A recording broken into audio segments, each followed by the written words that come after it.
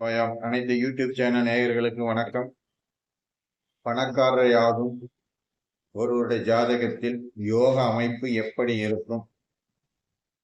அப்ப லக்னத்திற்கு 2ஆம் இடம் என்கிறோம்.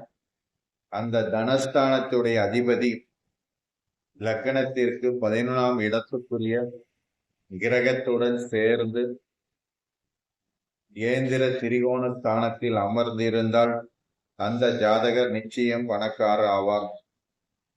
அதுபோல் 2ஆம் அதிபதி 11ஆம் அதிபதியின் சாரத்தில் இருந்தாலும் அந்த ஜாதகருக்கு நிச்சயம் பணக்கார ஆகும் வாய்ப்பு உருவாகும்.